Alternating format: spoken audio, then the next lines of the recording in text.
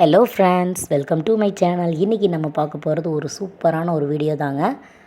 என்னென்னு பார்க்குறீங்களா? மாவிளக்கு வந்து நம்ம கோயிலுக்கு கொண்டு போவோம் இல்லைங்க, அந்த மாவிளக்குக்கு மாவு எப்படி செய்கிறதுங்கிறத நம்ம பார்க்க போகிறோம்.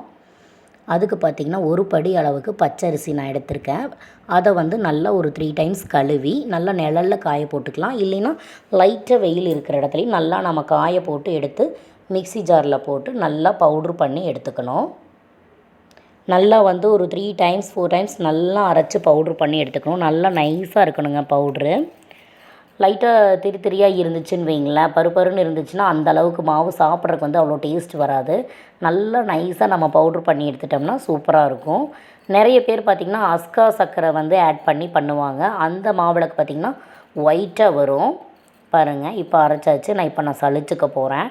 இன்றைக்கி நம்ம பண்ண போகிறது பார்த்திங்கன்னா வெல்லம் ஆட் பண்ணி தான் பண்ண போகிறோம். வெல்லம் ஆட் பண்ணி பண்ணும்போது மாவு பார்த்திங்கன்னா அவ்வளோ டேஸ்ட்டாக இருக்கும், செம்மையாக இருக்கும்.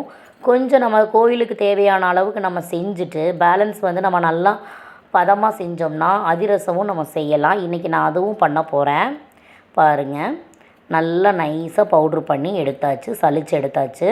வெல்லம் பார்த்திங்கன்னா ஒரு 3/4 கிலோ அளவுக்கு வெல்லத்தை வந்து நல்லா இப்படி 1க்கு 2 தட்டுனாலே போதுங்க. ஏன்னா பாவு காய்ச்சறது தானே. 1/2 மடங்கு அளவுக்கு தண்ணி ஆட் பண்ணி நான் அடுப்பில் வைக்கிறேன். அவ்வளோதான். நம்ம பாவு வந்து காய்ச்சிக்கலாம். இப்போ வந்து பாவு பார்த்திங்கன்னா ரொம்ப நமக்கு பாவு மாதிரி நல்லா பதமாக கம்பி பதமாக வேணும் அப்படிங்கிறதெல்லாம் இல்லை. நல்லா அந்த வெல்லம் வந்து கரைஞ்சி வரணும். லைட்டாக நம்ம கையில் எடுத்தால் ஒரு பிசுபிசுப்பு தன்மை வரணும் இல்லைங்க, அந்த அளவுக்கு வந்தாலே பாவு போதும். பாருங்கள், இது நல்லா கரையிறக்கே கொஞ்சம் டைம் எடுக்கும். வெல்லம் ஆட் பண்ணி பண்ணும்போது மாவு வந்து சூப்பராக இருக்குங்க டேஸ்ட்டு. ஆயிடுச்சு, ஓரளவுக்கு நமக்கு ப்ரிப்பேர் ஆயிடுச்சு. நம்ம தட்டத்தில் வந்து ஒரு பிளேட்டில் வந்து எடுத்து ஒரு சொட்டு நம்ம ஊற்றி பார்த்தோம்னாலே, நமக்கு கையில் டச் பண்ணி பார்த்தோம்னாலே அந்த ஒரு பிசுபிசுப்பு தன்மை வந்துச்சுன்னா நம்ம ஆஃப் பண்ணி இறக்கி வச்சிடலாம். நல்லா ஆறுனதுக்கப்புறமா நம்ம வந்து மாவில் ஆட் பண்ணி பிசைய வேண்டியது தான். அவ்வளோதான். பாருங்கள், இப்போ பாருங்கள் ஆயிடுச்சு, ரெடி ஆயிடுச்சு. கையில் எடுத்து விட்டு பார்த்தோம்னா லைட்டாக ஒரு பிசுபிசுப்பு தன்மை வந்தால் அவ்வளோதாங்க.